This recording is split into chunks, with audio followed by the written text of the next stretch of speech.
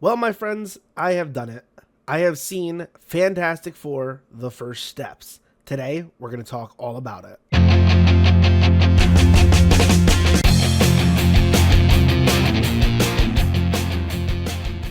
Welcome back, everybody. If you don't know who I am, my name is Pedro Vega. I am the founder of Pev Productions, and you can follow me over on all the social medias and YouTube over at Pev Gamer. I'm also live every other day, twitch.tv/Pev Gamer. Go check out the channel. I'd really appreciate it. Fantastic Four: First Steps is a huge hit for the MCU. The Rotten Tomatoes score is a huge indicator of this, as critics have given it an 86%, audience have given it a 91%, making it certified fresh on Rotten Tomatoes. The Fantastic Four movie is a great time at the theater. There's a little bit of something for everybody here, and I love that. It seems to be very closely knit to the original comics in the 60s, and even though this does feel like a 60s vibe, it is set in the modern times with retro 60s technology involved. Think of it as the parallel to Earth 616 of the cinematic universe. The Fantastic Four: First Steps is happening within conjunction of those years. So the timeline is going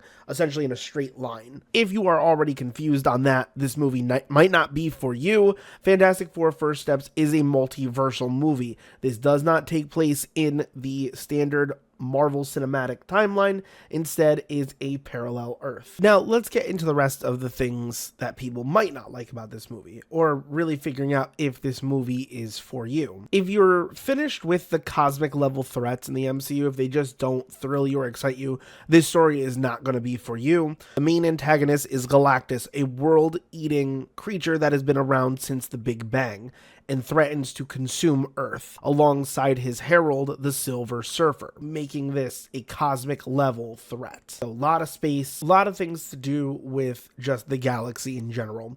And if you're not a fan of that, this film is not going to be for you. And finally, if you're looking for a more serious toned MCU movie, this film will also not be for you. Now, granted, it does have its moments of seriousness and those feeling of dire situations and complications that make the story feel you're getting that serious tone at certain points of the movie, but it is broken up with the standard MCU comedy you've come to expect from the other films. Maybe closer relation to Guardians of the Galaxy, or even the first two Avengers movies. Now, let's get into the reasons why you might love the movie. If you like the Fantastic Four comic books, there are so many things for you here. Not only is Pedro Pascal's probably the most accurate Reed Richards comic book adaptation to movie I've ever seen. I was blown away by his performance. You also get references to older villains. Just to name a few offhand, Diablo and Mole Man are both referenced. They even recreate the Fantastic Four cover where Mole Man's attacking New York, and it looks phenomenal. There's even a very large nod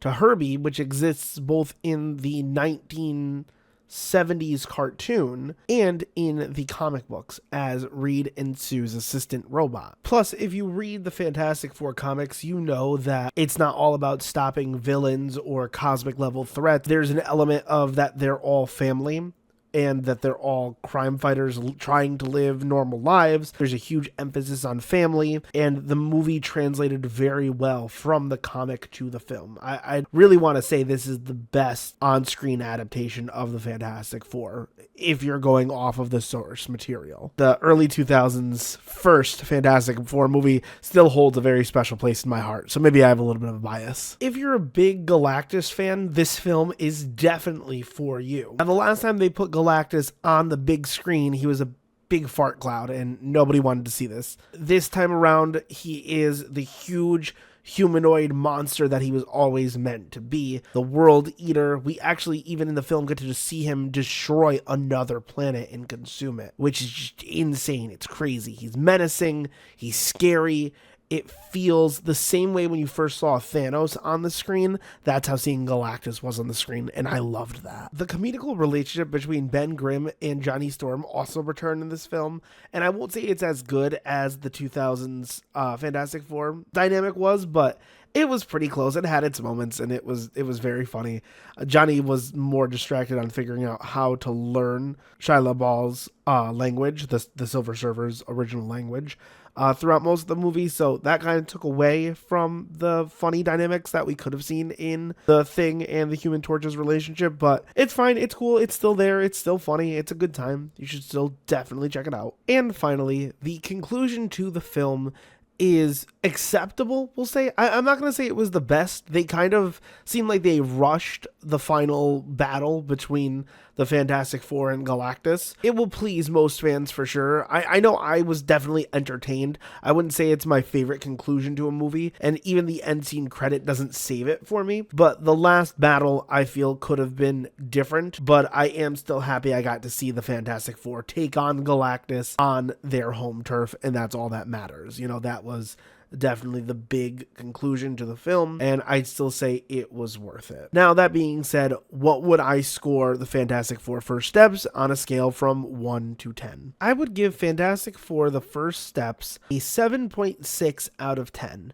The film is a great time at the theaters, it's super enjoyable for everyone, and there is something there for everybody. Criticisms against the villain fight at the end, the portrayal of the 1960s futuristic alternate universe has turned people off to the multiverse storylines, but has seemed not to take away from this specific story. So it has its ups, it has its downs for sure. That's where I feel that it lands. Is it something groundbreaking and revolutionary? No.